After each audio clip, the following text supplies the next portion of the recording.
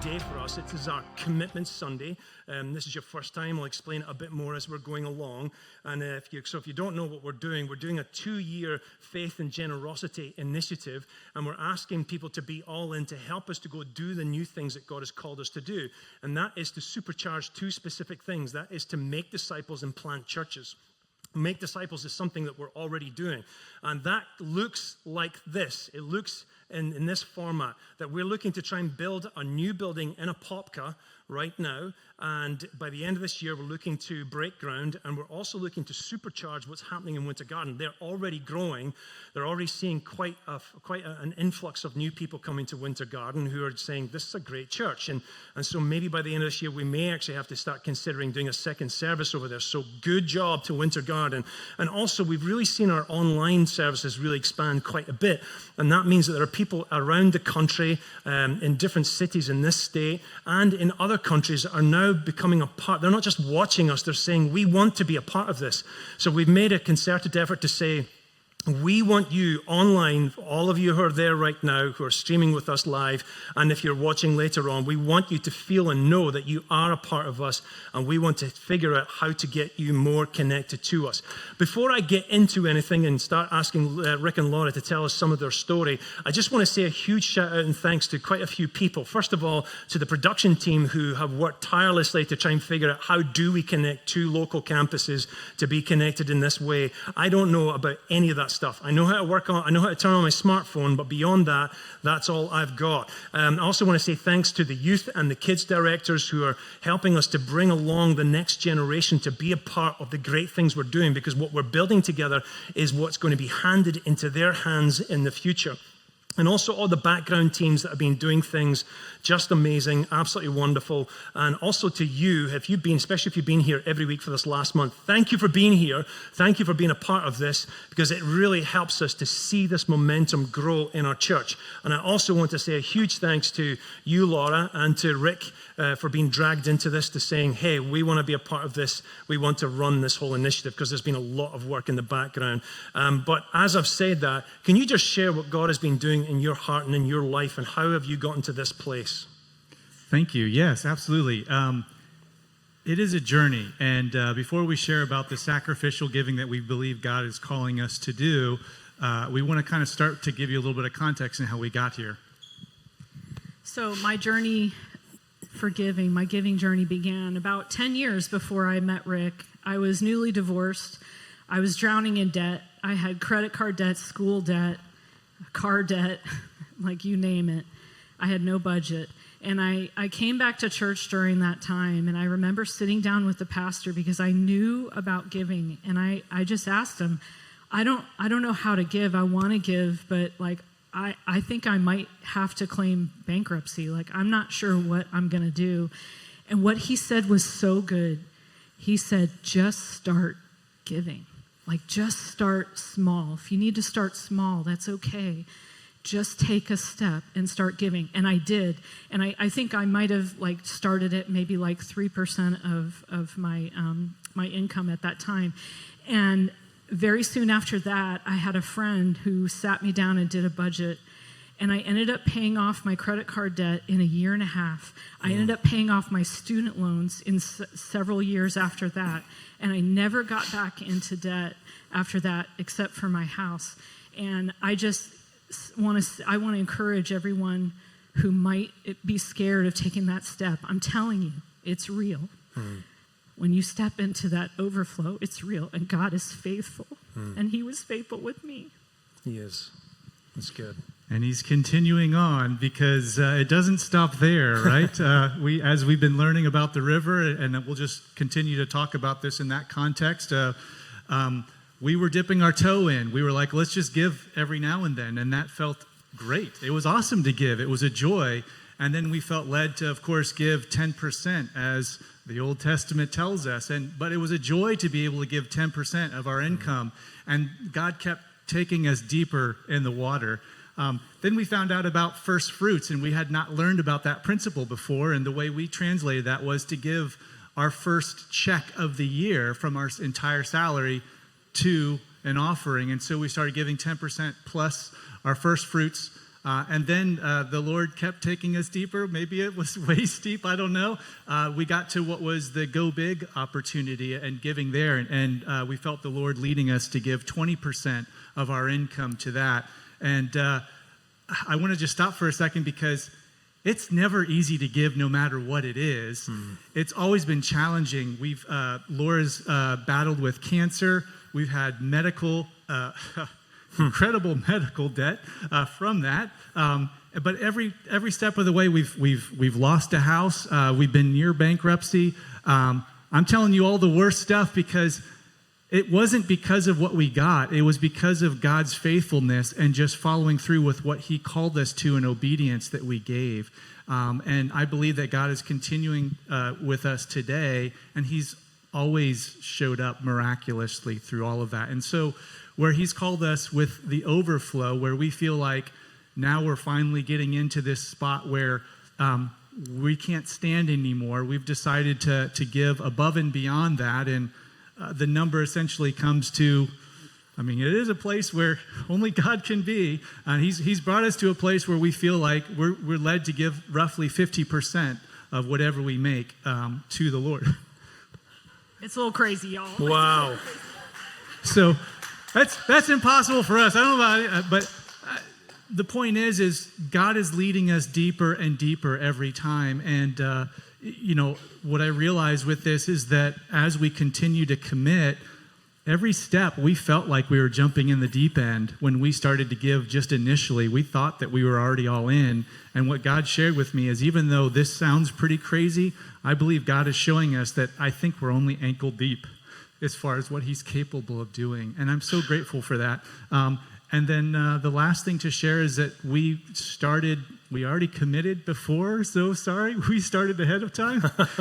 We started as, we talk about as time, talent, and treasure in this church, and we started giving of our time and talent. And so Laura and I both have been donating our time, our professional time, to help with this entire initiative, with countless nights, weekends, taking days off of work to pour into preparing this, the graphics, the t-shirts, the websites, everything.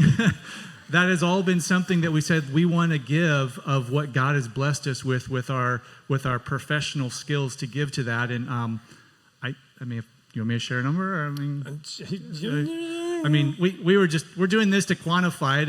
It was, I think as of to date, we've shared about $50,000 worth of donation of services in kind to the church.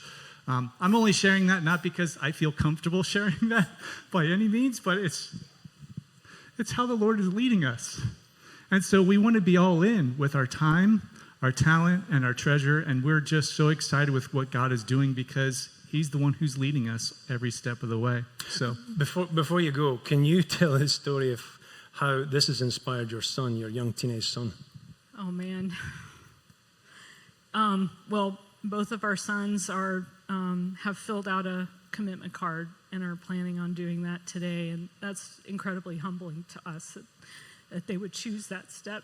But our younger son came into our room last night and said that he and his business partner, both of them have businesses, and they started a business, and they have both decided on a number that they're trusting God that they're going to make this year, which is kind of a crazy number because they're still in school, but they're committing that to the Lord, and they're both filling out a commitment card today and going to turn that in, and it's just amazing. Wow. Rick and Laura, everyone. Thanks so much, guys. My gosh, the way that God just moves in people's lives is absolutely amazing. And as you're seeing this, as you're hearing this, we want you to be inspired that God wants to do great things in you and through you as well. And today, we're not only just making our vision bigger, we're asking you to actually take it to a whole nother level. Let me see if I can find the right slide here. We believe our calling is to make disciples and plant churches, as I just said, but we're making our our vision much bigger, that we're looking to not only build our Apopka campus and grow Winter Garden, but to expand our online. And then the crazy one is to expand a new church, to actually plant a new church every 2 years, right? Now, God's told us to do big things. He's told us to do great things. He said, take up your cross and deny yourself. That's a pretty big thing. It is a big thing, but we believe if God is in it, then it must come to pass, because all we're doing is being obedient to what he's called us to do. So we're asking for two things: that you would be generous in how you're going to give, be generous in your prayers, really pray about this, to be generous in your time, to be generous in how you give financially to it as well. But the second thing is to be all in for the vision. Why? Because we really do believe that God has called us to supercharge all these different things, to go do what God has called us to do. It's not just about a money thing. It truly is how do we start giving to this vision? How do we start being invested emotionally and relationally in our family to go towards what God has called us to do? Now, if this is your first time here, I want to make this very clear. There is no obligation for you to be a part of this at all. You might be walking in the room and go, I think we picked the wrong Sunday. No obligation whatsoever. We want you to know it's an invitation, though.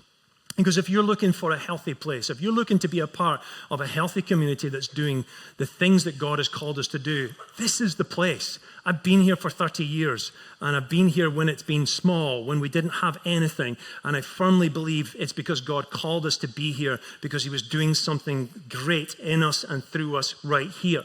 Now, the format of today is going to be this. I'm going to give a short teaching, and then I'm going to give an explanation of a giving card that you would have sat on when you came in. And then we're actually going to do an offering moment. And so you'll have some time to peruse that card and to fill it out and to discuss it with your spouse. And then if you want to be a part of this, and we're asking that 100% of you are actually involved in participating in this.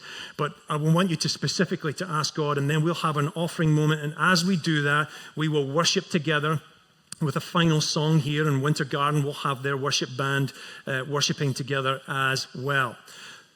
This whole month, if you have been here, you will know that I've been talking about the overflow, and maybe you have loved it, and maybe you are sick of it, but we want you to know we want to be in this overflow that God has called us to. And we've been reading from the book of Ezekiel chapter 47, where Ezekiel's taken by Jesus, or a God figure, who basically shows him this vision, and he shows the temple. This is where God's presence is. And if you read the Old Testament, it talks about how this is the center point of the people of God. And a small trickle comes out of the temple and turns into a river. And he says, now Ezekiel, go into the river, go ankle deep, then go knee deep. And then it says he went up to the waist deep, and he went deeper and deeper to the point where it was too deep for him to be in. But now we're at the place where we're looking to see where the river goes and how it actually brings life. Pastor Jared and Pastor Faith talked about the sacrifice that they had to make in order to answer the call in the first week, and Elder Jim spoke at Winter Garden about what it is to be sacrificial in the presence of God. And then we talked about the presence of God starting at the altar, and then we went into the increasing steps of ankle, knees, and waist. I feel like I need to start saying head and shoulders, knees and toes or something. But in week 4, last week, we talked about being all in, where you have to lose control, lose certainty, and lose comfort. But today, we're now at the place to see where God is actually calling us to and what he wants to do through what he is calling us to do. And so we're going to go back to Ezekiel chapter 47. We're going to pick it up in verse 6, and it says, then he, this is the Jesus figure, led me back, Ezekiel, to the bank of the river. He went into the river, saw how powerful, saw how dangerous it was, saw how mighty it was, and he said, let's go back to the river. I want to take you further down the river. And when I arrived there, I saw a great number of trees on each side of the river. He said to me, this water flows towards the eastern region and goes down into the Arabah, which is the Jordan, where it enters the Dead Sea. When it empties into the sea, the salty water there becomes fresh. Now, I want you to know that's a miracle by itself, because fresh water doesn't turn salty water fresh. Only by the power of God can he take something that is rotten, that is chaos, that is not going to support any life, and turn it upside down and resurrect it into something that is life-giving. And there, it continues on, there will be large numbers of fish because this water flows there and makes the salt water fresh. So where the river flows, everything will live. Fishermen will stand along the shore. From Engedi to Englium, there will be places for spreading nets. The fish will be of many kinds, like the fish of the Mediterranean Sea. But the swamps and the marshes will not become fresh. They will be left for salt. Why? Because salt is still important for life. Fruit trees of all kinds will grow on both banks of the river. Their leaves will not wither, nor will their fruit fail. Every month they will bear fruit. That's miraculous right there, because the water from the sanctuary flows to them. Their fruit will serve for food and their leaves for healing. Their leaves for healing. Quite a few years ago, my wife and I and Pastor Mark and Pastor Aslan and Pastor David were dragged along to this conference by our mother-in-law. You're welcome. We do exactly what you tell us to do. And it was a women's conference. And I'm like, oh, I don't know what they're going to talk about. And I wonder if it's going to be relevant to me. But I went, and actually, it was quite a good conference, right? And then they broke out into these different rooms, and they went and did different workshops. And all the ones that I went to were all packed out. But there was one little room off to the side that didn't really have a lot of people in that room. And so Crystal and I said, well, let's just go in that room because there isn't any other class. So we went in, and it was all about human trafficking. And we're like, well, this is not really for us. This is not what we do. And so we sat through their whole discussion of what human trafficking is and how bad it is in the world. And it turns out at that time there was 30 million slaves in the world. Today there's actually now 50 million human trafficked persons in the world. Pretty horrific. And after we finished that class, we decided to buy their book, and we sat there and we took it and we went home, and then we read the book. And it talked about how children are enslaved in Southeast Asia. And we looked at each other and said, we have to be a part of this. And so we prayed about it, and Crystal said, I want to volunteer. So she volunteered some hours to go help and serve at some of their conferences. And then she got promoted to being the Florida representative. And this is all unpaid. So she had a part-time job working for this IGM. And so they saw the work that she was doing and expanding it in Florida, and they said, we want you to be a part of actually a mission that we're going to go on, where you're going to act as an American buyer. You're going to go undercover, and we're going to take you to this place called Lake Volta. And I'm like, great, that's wonderful. I absolutely think you should go undercover into a dangerous zone. That absolutely fills my heart. That sounds like a great idea. So she went to this place called Lake Volta in Ghana, and it's the largest man-made lake by surface area in the world. It was a forest that they dammed up, and then they just filled it up with water. And now it actually produces a lot of food for that region. It creates a lot of fish in that region. And so she went out there, and she went to different villages. After each village, went different places, just seeing what was going on and trying to take evidence of what was happening there, so they could take that evidence and then give it to the local authorities, the lawyers and the police, in order to try and change what's actually happening there. Meantime, I'm back in America looking after my children, right? I'm already helping to run a church. I've got a full-time business that I've got for myself. And also, I am now looking after 2 young children. And I'm telling you, it was hard work. Now, you single mothers are going, hold my Stanley Cup, watch me do this, right? I mean, this is really easy for you. You do this every day. But what happened was I was looking after the children, and I had to make their packed lunch and send them off to school. And I sent this little box of rice and beans off with my son to go off to school, because that's the staple diet of a pastor's kid.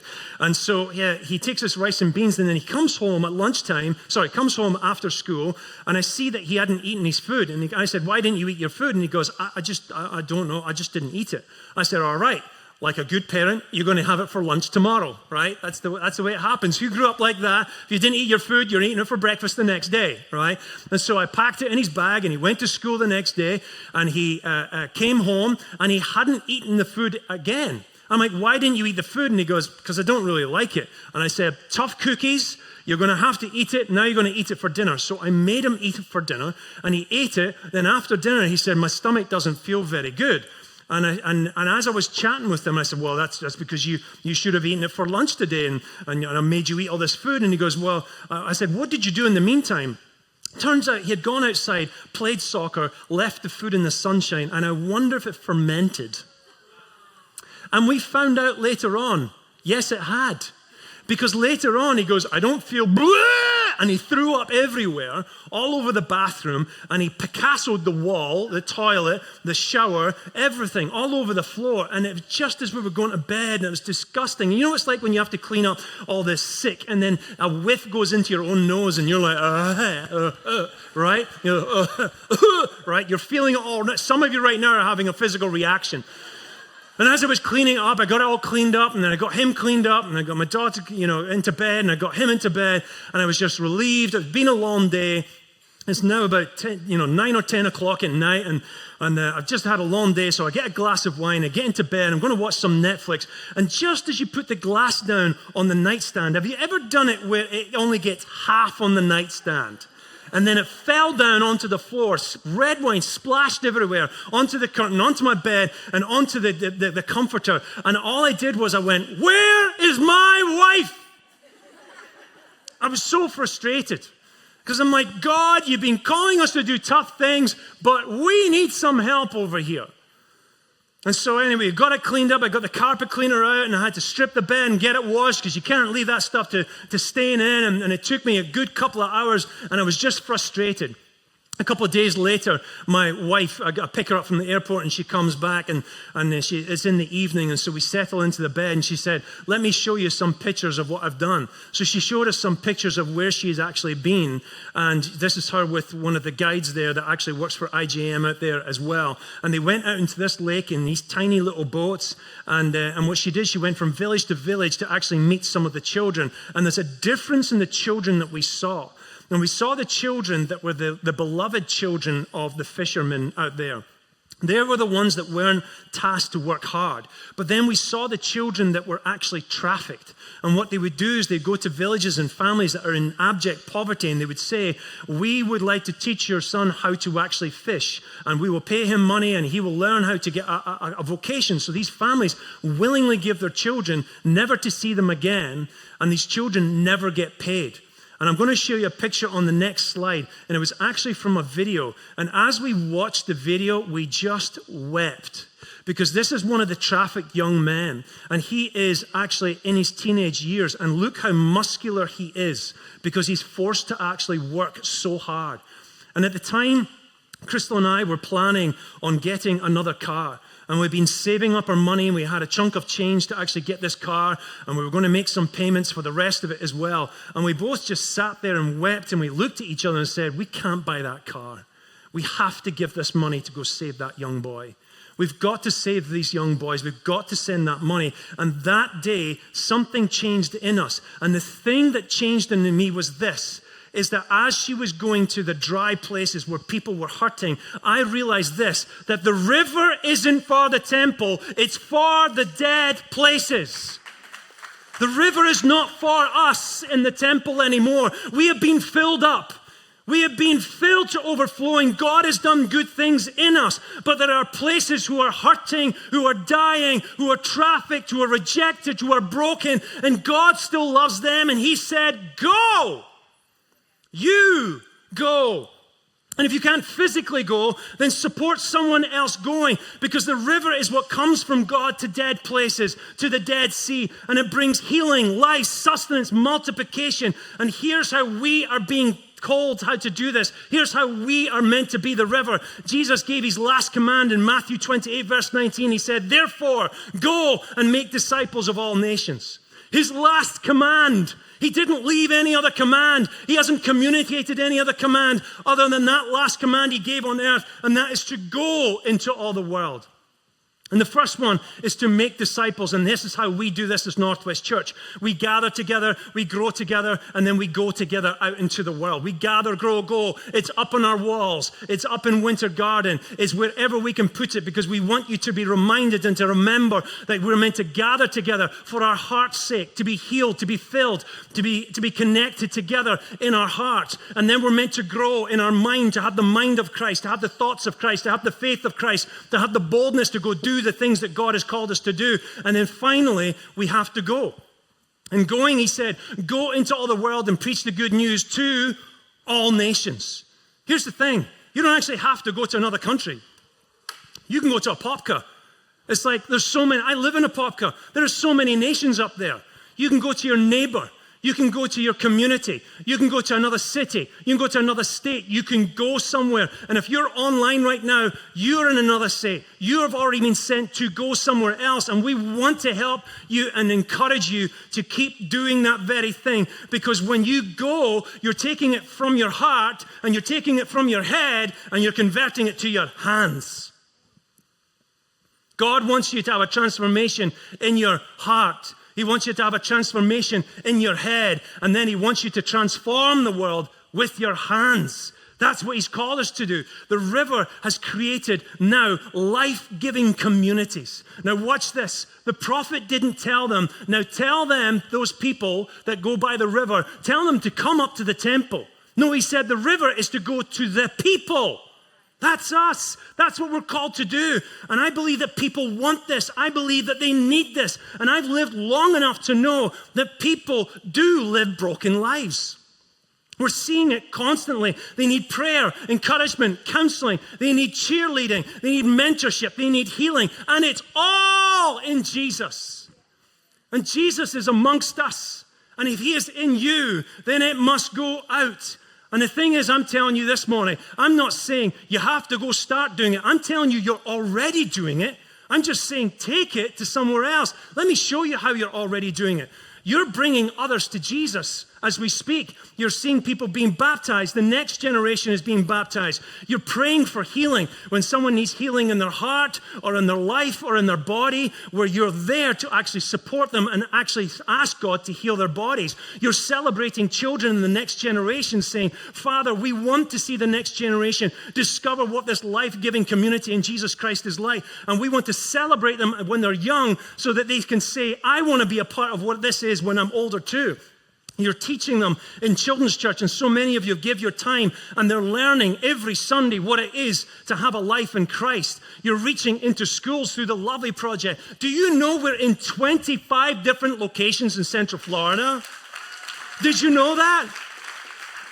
We've been working on this for 15 years, that we're now in 25 different locations, bringing the life-giving news of radical change in people's lives just through the Lovely Project. Also, your disciple, I actually read this wrong in the first service. I said, you're disciplining youth. You're not disciplining youth. Maybe you are. Maybe some parents are like, I'll be fine with that, but you're discipling youth. And I love it that we actually have young people teaching the next generation how to actually walk in Christ. That is phenomenal, right? It's not old people coming and going, tell you exactly what to do. No, we believe in peer mentorship. Get one generation to teach the next generation because they're more likely to be inspired. You're also shaping the next generation with young adults, telling them you're not just called to just do a job and to pay bills. You're called to do something significant in this world with your time, your talent, and your treasure. We're also inviting others into your home.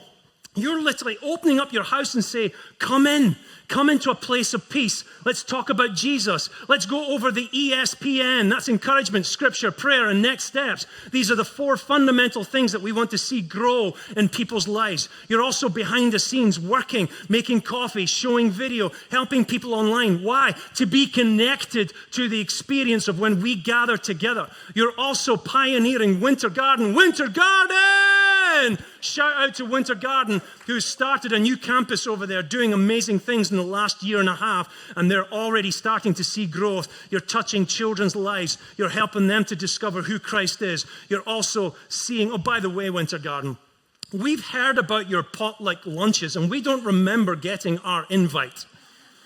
So next time it happens, we're all going to crash that, make sure there's enough food over there.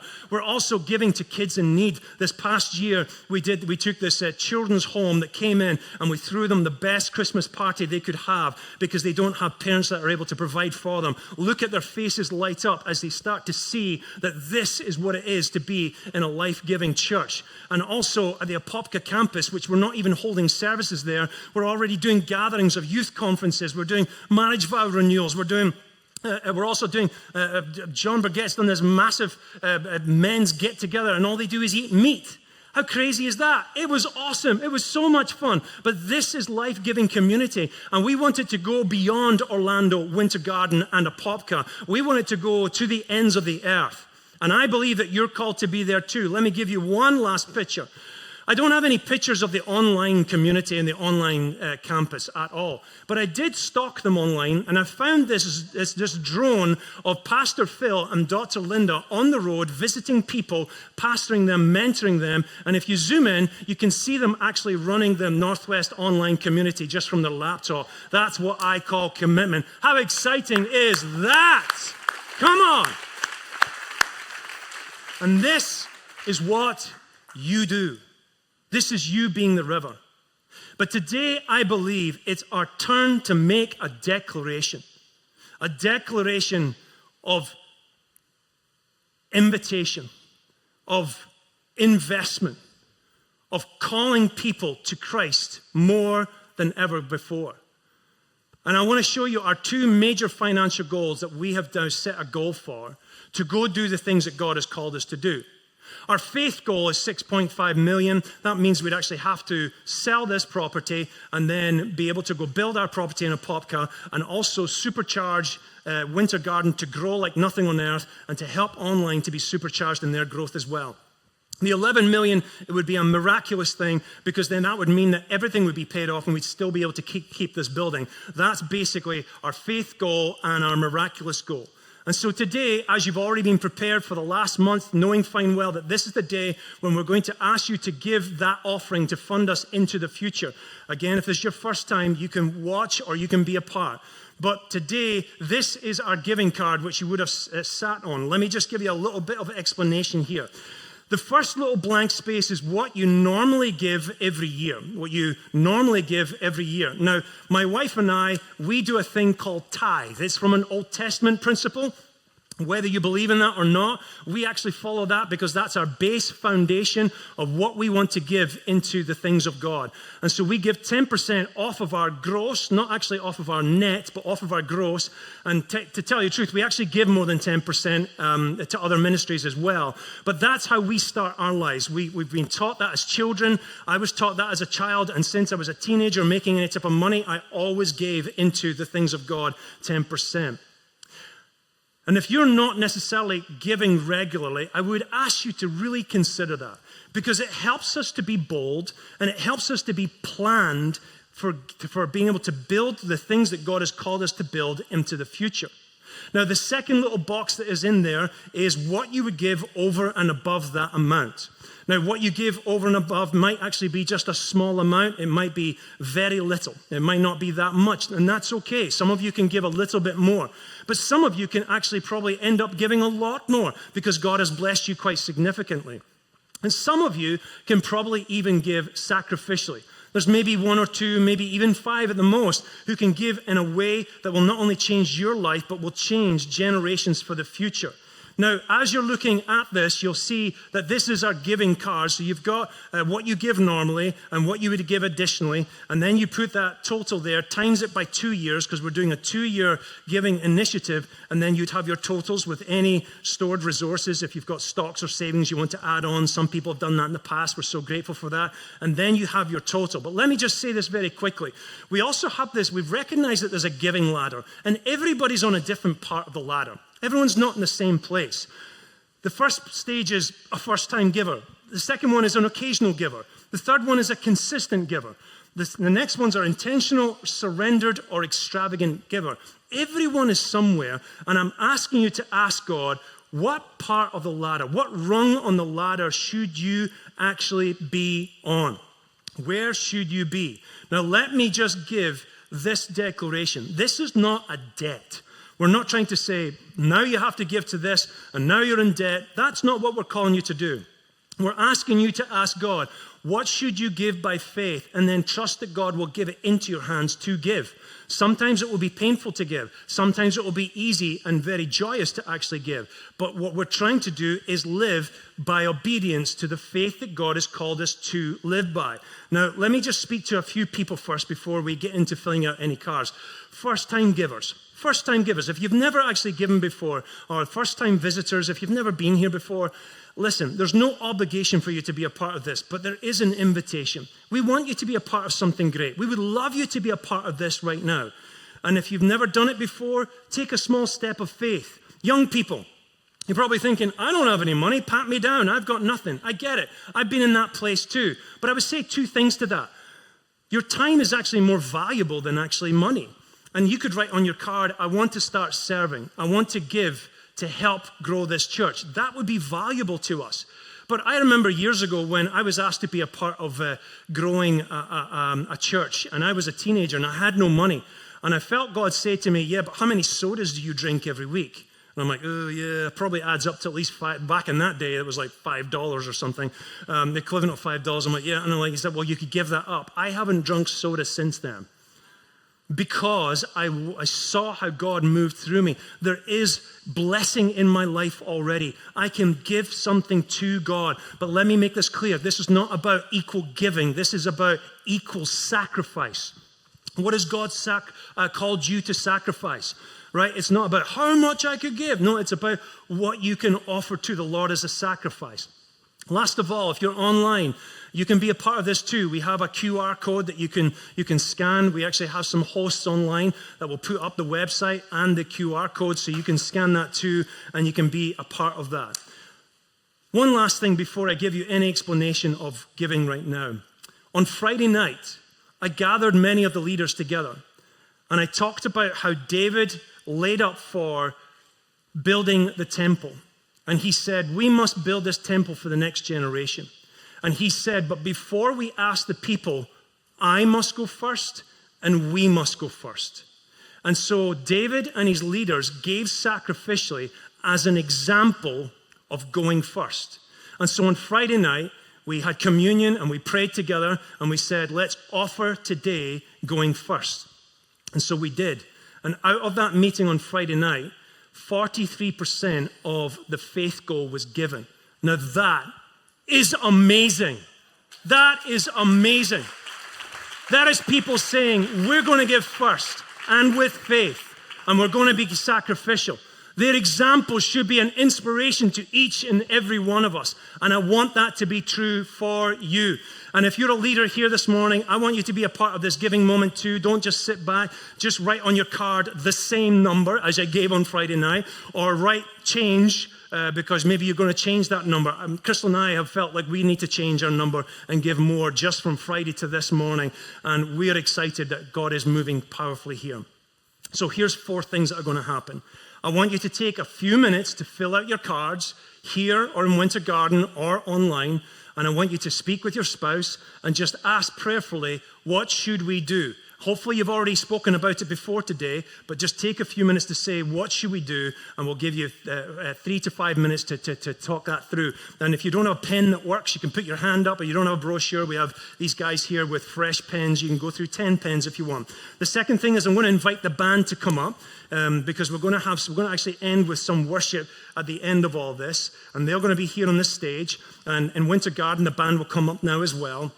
And after we have done this, I am going to pray and I'm going to ask God to bless this thing. Then we're going to do the worship song and I'll end up with a final prayer. So right now is the time for us to say yes to God. So let's take a few minutes and a moment of prayer and sacrifice and ask God, what do you want me to do? Father, we are so grateful for how generous you are to us. We're so grateful for what you have done in us and through us as a church. Now, Father, I pray that you'll take everything that has been put in front of you and you would multiply it, Lord. Multiply it over and over and over again. Do something greater than what we could do by ourselves. We're asking you, Father, to see what has happened and have your heart filled with joy as you see what we're asking you to do through us. And we ask this in your precious Son's name, and all God's people said, amen. I am so glad you were here today. So glad. Yeah, come on, let's end it with something like this. Yes, yes, yes, yes, yes. If you would like to get some prayer, we have a prayer team over here. We really believe in that stuff. Please stay to get prayer for wisdom, for counseling, for healing, whatever it is. We'd love you to get prayer. We also have a great children's church, but we don't actually want to keep your kids. Before you leave, why don't you turn to someone beside you, shake their hand, introduce yourself, and tell them you're so glad they were here today. Ready, steady, go. There you go.